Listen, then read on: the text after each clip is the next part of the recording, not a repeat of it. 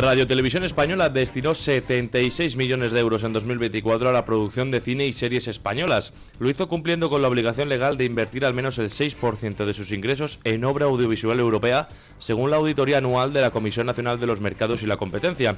RTVE asignó más de 2 millones de euros al cine catalán, cerca de 1,5 millones al valenciano, cerca de 1 millón al gallego, más de 800.000 euros al euskera y cerca de 300.000 euros al aranés. Los datos de taquilla auditados por Comscore, que es una compañía de investigación de datos, reflejan que el cine español obtuvo más de 82 millones de euros en recaudación en 2024. No obstante, varias producciones estrenadas en 2025 han tenido una presencia testimonial en salas con 24 títulos que no superan los 100 euros en taquilla. O sea que Televisión Española tiene por ley que dedicar un 6% a la promoción de películas españolas. Bueno, a mí eso me parece demencial. Esa ley habría que modificarla. Pero esa ley lo que no dice es que haya que dedicar ese 6% a la promoción de basura. ¿Cuántas películas, don Andrés, hubo financiadas por televisión que no llegaron a los 100 euros en taquilla? Varias producciones, 24 títulos, no superaron los 100 euros en taquilla. 24 películas subvencionadas por Televisión Española no llegaron a recaudar 100 euros en taquilla. Vamos, que no fue ni la familia de los actores y del director. Están tan convencidos de su propia basura que ni invitan a sus familiares a ir. Está muy bien el asunto. 100 euros en taquilla, pues debe de ser 10 espectadores, más o menos, ¿no? Con lo caro que está, puede ser. Pues, no sé, pongamos 20 espectadores con el día ese del cine donde sale muy barato. Y eso se dedica a subvencionarlo Televisión Española.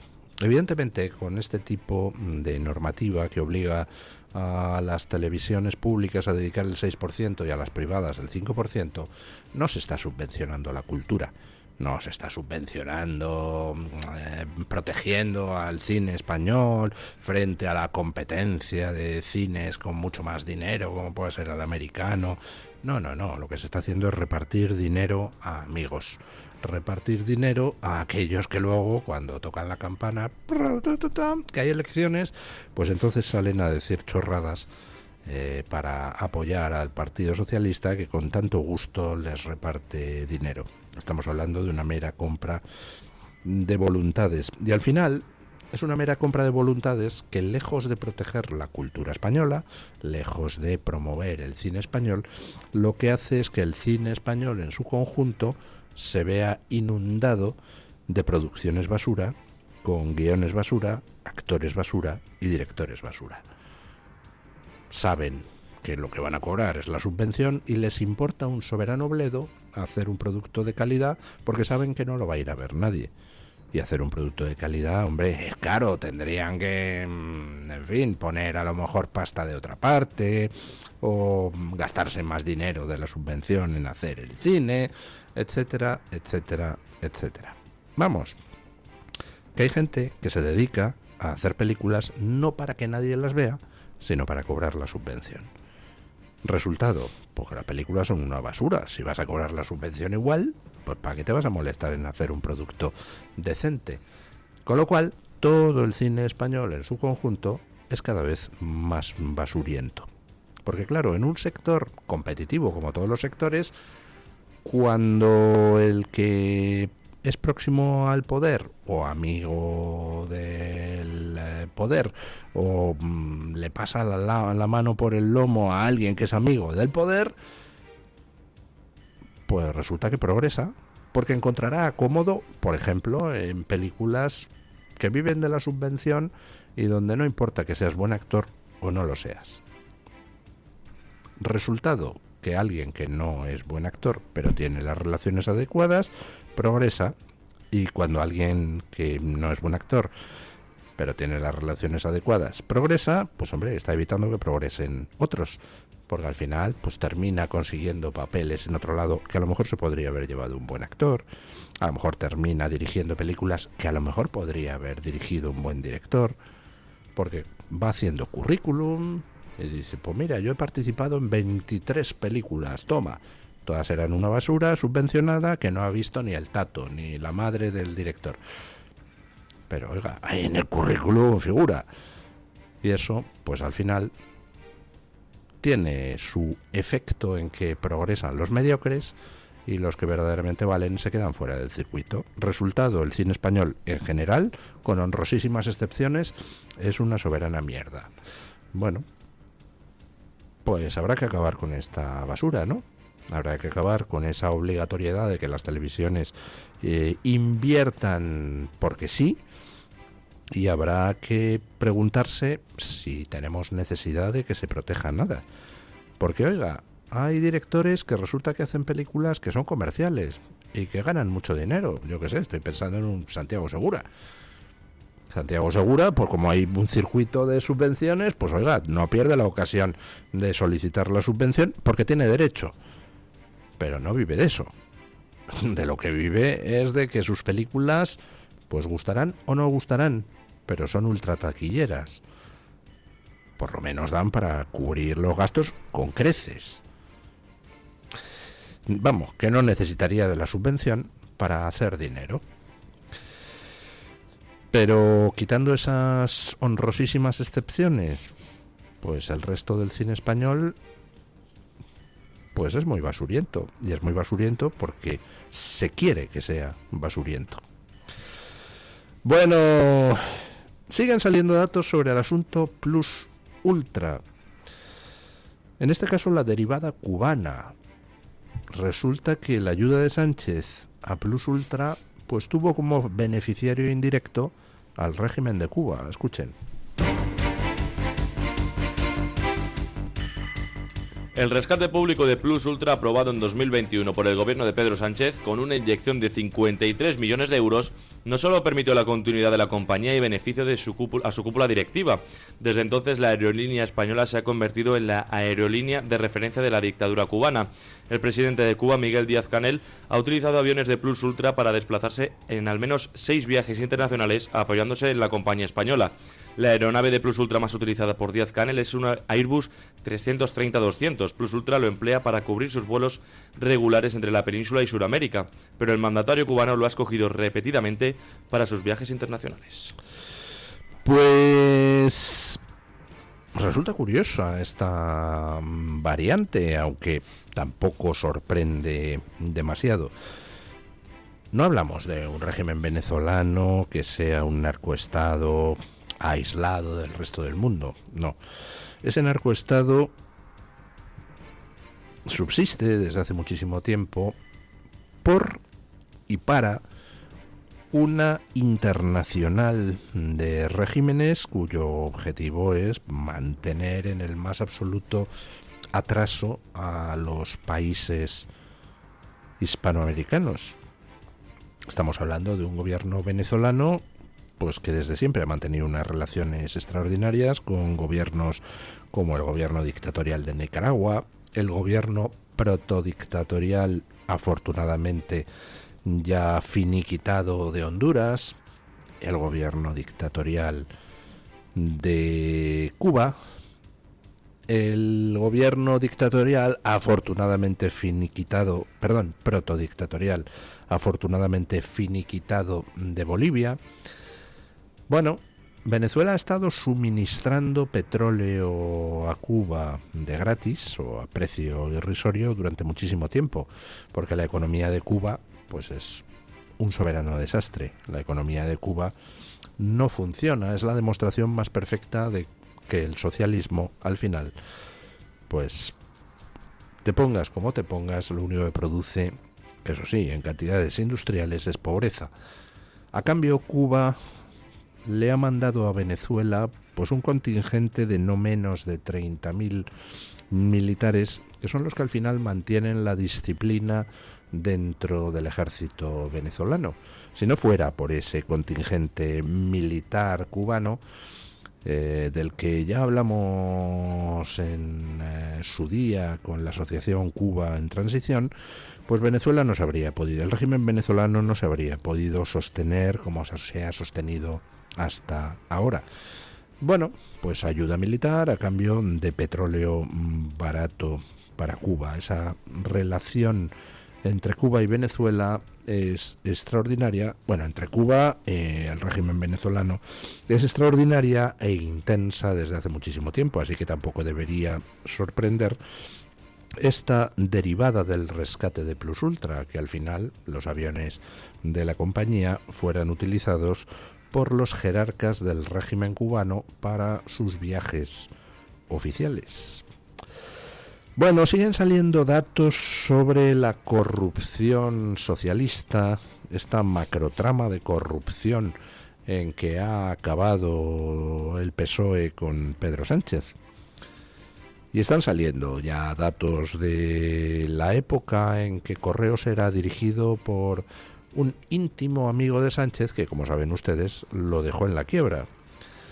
Bueno, pues, por ejemplo, hoy sabemos que Correos pagó 14 millones de euros por alquilar 1.666 pantallas en época del amigo de Sánchez, que se apellidaba Serrano, y de Leire Díez. Escuchen. Correos ha acabado pagando algo más de 14 millones de euros por el alquiler de 1.666 pantallas informativas instaladas en su red de oficinas durante 42 meses. El contrato ha supuesto unos 333.000 euros mensuales, lo que equivale a algo más de 4 millones de euros al año. En términos unitarios, Correos ha desembolsado alrededor de 8.400 euros por pantalla, es decir, unos 200 euros al mes por dispositivo durante 3 años y medio. El contrato se adjudicó a finales de octubre de 2021 y se formalizó el 15 de noviembre de ese mismo año, durante la presencia de Juan Manuel Serrano al frente de Correos, y en ese mismo periodo Leire Díez, vinculada a la trama SEPI, ocupaba un cargo directivo en Correos. O sea que pagaron 14 millones de euros por alquilar pantallas para poner información chorras en las oficinas de Correos. Información que no hacía falta ni hacía aumentar el negocio de Correos y que podía haber sido perfectamente prescindible. Es decir, ese era un gasto pues en el que no necesariamente había que haber incurrido. Se puede argumentar, oiga, no, porque así se hacía publicidad de los servicios que en las oficinas de Correos, pues no sé, creo yo que la publicidad se puede hacer de forma bastante más barata, con unos cartelitos o yo qué sé, o incluso, si me apuras, viendo el precio pues contratando a algún grupo de payasos de esos que van por las fiestas infantiles para que se vayan pasando por las oficinas de Correos anunciando los servicios con tono jocoso a los clientes que en ese momento hay allí. Pero bueno, el asunto, que se alquilan unas pantallas al doble de precio, el renting, de lo que es normal en el sector. Claro, pues uno lee esto y la pregunta es inmediata. ¿Quién se quedó la pasta? Si tú alquilas a precios muy altos unas pantallas que tampoco son estrictamente necesarias para el núcleo del negocio en una empresa que está dando pérdidas, pues oiga, es porque alguien puso el cazo. Eso es lo que todos nos imaginamos. ¿Quién puso el cazo? ¿El amigo de Sánchez, que dirigía Correos? ¿Leire Díez? ¿El partido? ¿El jefe de Leire Díez, que era Cerdán? ¿El amigo del director de Correos, que era Sánchez? ¿Quién se llevó la pasta de la mordida que uno intuye que pudo haber aquí? A lo mejor resulta que es que simplemente son unos negaos de la gestión y quebraron Correos porque no sabían lo que hacían. Puede ser, sí. Es más, no lo descarto, porque además de corrupto se puede ser negado. A lo mejor solo eran negados, vete tú a saber. Pero, ¿qué quieren que les diga? Poniendo esta información en el contexto de todo lo que estamos sabiendo hoy en día, por ejemplo, que Leire Díez pues tenía con el expresidente de la SEPI, el socio de Santos Cerdán, un negociete para trincar pasta con adjudicaciones de obras públicas, pues hombre, uno sospecha que las adjudicaciones efectuadas en Correos en esa etapa, pues posiblemente hay que analizarlas con lupa porque posiblemente también hubo mordidas. Si pones a un corrupto en un puesto de decisión, pues lo raro sería que en ese puesto no hubiera mordidas, habiendo mordidas relacionadas con ese corrupto en todos los demás sitios, ¿verdad? Bueno, y mientras aquí en España seguimos soportando a un Pedro Sánchez que yo creo que ya ha perdido el oremus. No sé si han visto ustedes que ahora se dedica a hacer vídeos de TikTok recomendando listas musicales. Y además, ayer he visto que sacaba un vídeo de TikTok con las tomas falsas de otro vídeo de TikTok donde él hace un recorrido por la Moncloa enseñando la casa.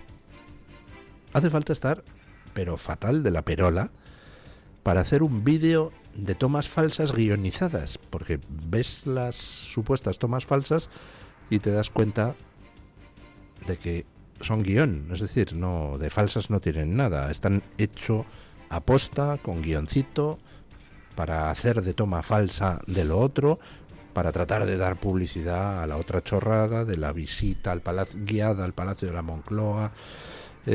Sánchez, pues, quiere presentarse, pues eso, como si fuera un tontín. No, de tontín no tiene nada. Este tío es uno de los tíos más tóxicos que hemos tenido en España en muchísimo tiempo. Es alguien con el que estamos sumidos en una trama de corrupción que no se sabe dónde tiene el fin. Es alguien que ha vendido España a trozos a los enemigos interiores y exteriores. Y ahora el que haga vídeos de tontín no quiere decir que sea tontín. Lo que quiere decir es que intenta presentarse como alguien tontín y por tanto transmitir la sensación de que en el fondo es inofensivo. No es inofensivo. E insisto, vean ustedes el vídeo ese de las tomas falsas porque es que se ve que está guionizado. Hace falta estar mal de la perola para hacer ese tipo de jugadas.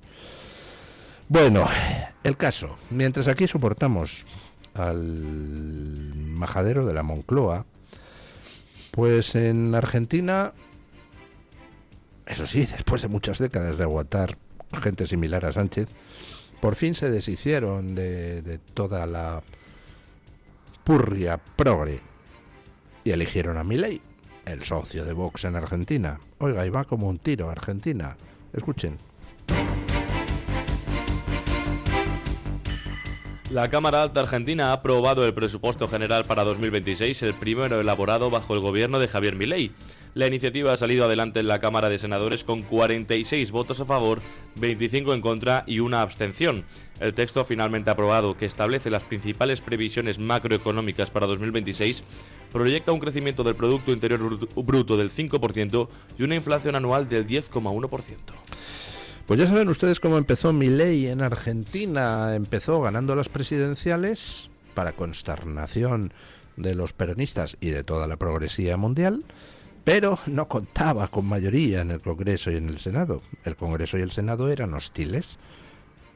Y vamos, se las hicieron pasar canutas, tirándole abajo proyectos de ley, modificándole cosas que presentaba, sacando adelante proyectos de ley que iban contra la política económica de Milei, a pesar de lo cual Milei logró empezar con una disciplina fiscal, ajustando ingresos a gastos, sin causar un trauma social, es decir, no cargando ese ajuste sobre los que menos tienen, y la cosa empezó a funcionar. Y se celebraron elecciones legislativas y Milei arrasó en el sentido de que se hizo con un número de escaños en el Congreso y en el Senado suficiente para empezar a respaldar las políticas económicas más ambiciosas de Milei. Y ahora Milei pues ha podido sacar adelante lo que no ha podido Pedro Sánchez. Milei, que empezó con un parlamento en contra, acaba de aprobar los presupuestos para 2026. Sánchez, que se supone que tiene una mayoría parlamentaria, lleva 3 años sin presupuestos. Está muy bien. Es lo que pasa cuando tienes a un presidente serio o cuando tienes a un mangante. Cuando tienes a un mangante, pues el mangante dedica 24 horas al día a 2 cosas: la corruptela más generalizada y salvaje y la propaganda. Son las dos únicas cosas que le importan. Propaganda para poder seguir disfrutando del poder, con el que seguir con la corruptela. Cuando tienes un gobierno serio, ese gobierno serio, como es el caso de Milei, pues a lo que se dedica es a sacar adelante el país. Y las cifras macroeconómicas de Argentina no hacen más que mejorar. La confianza de los consumidores en Argentina no hace más que mejorar. Empieza otra vez a notarse alegría económica en las calles de Buenos Aires. Empieza a llegar la inversión extranjera. Y pues adiós a la pesadilla peronista. Adiós a la pesadilla progre. Por fin el país está dirigido por profesionales de la gestión. Profesionales de la gestión que además pues no están dispuestos a que otra vez el país vaya a ser sumido en el futuro en el caos, con lo cual dan la batalla cultural. Porque los que se dedican a gestionar pero no dan la batalla cultural, pues lo único que hacen es adecentar un poco las cuentas para que vuelvan a llegar los progres a esquilmar de nuevo a todo el mundo. Fue, por ejemplo, lo que hizo Rajoy. Rajoy, con una mayoría absoluta, se dedicó simplemente a la gestión, a sanear un poquito las cuentas para que luego llegara Sánchez y ya ven ustedes a qué está dedicando ese saneamiento de las cuentas Sánchez. Se ha tejido bajo Sánchez una trama de corrupción como no habíamos conocido nunca. Están saqueándolo todo. Bueno, por cierto, en Estados Unidos 3/4 de lo mismo.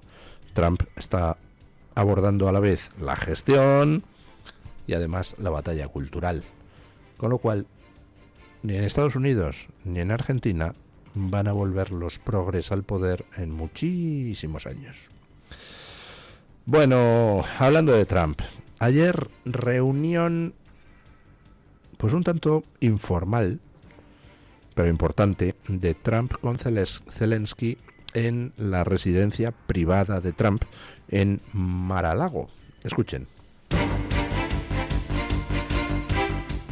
El presidente de Estados Unidos, Donald Trump, ha asegurado que el acuerdo de paz para Ucrania está más cerca que nunca.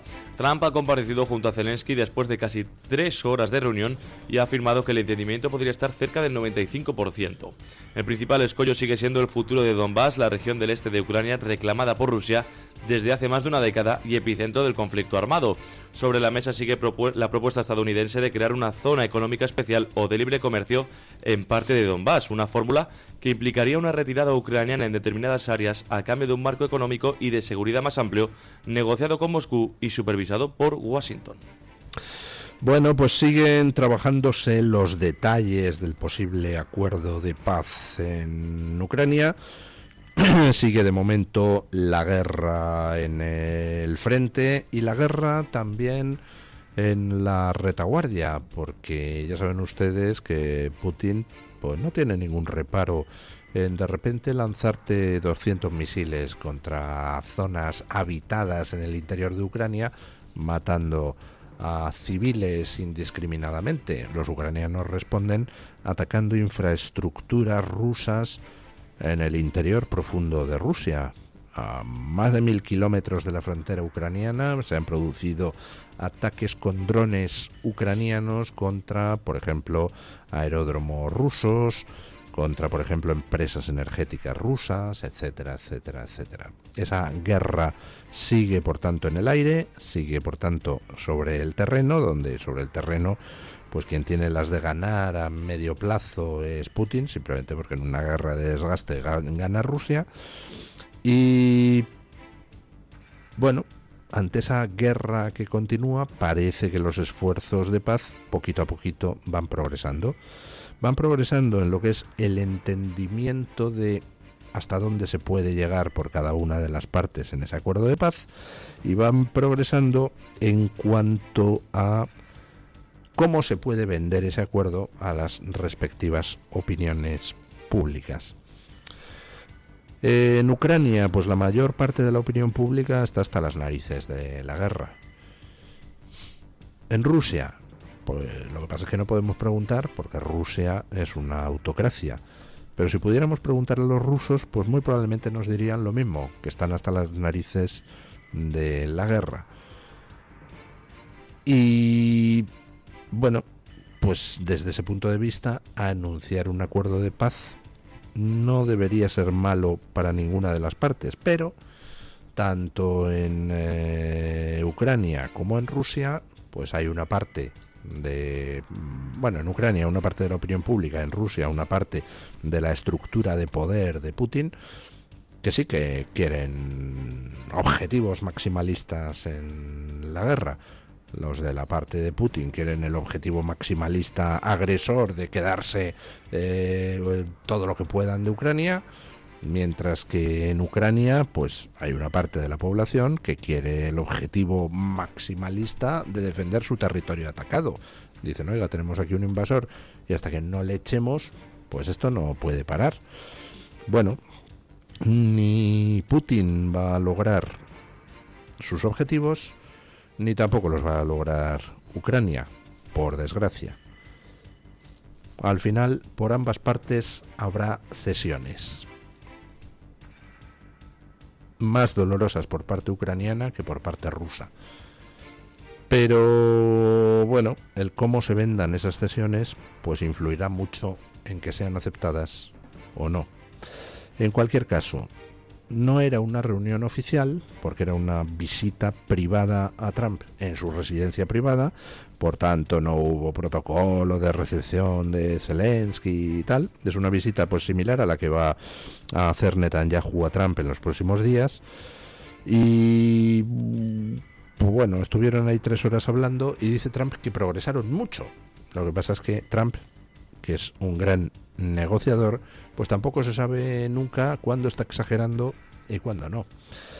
En fin, que a lo mejor tenemos anuncio de próxima paz, o a lo mejor se retrasa todavía muchas semanas.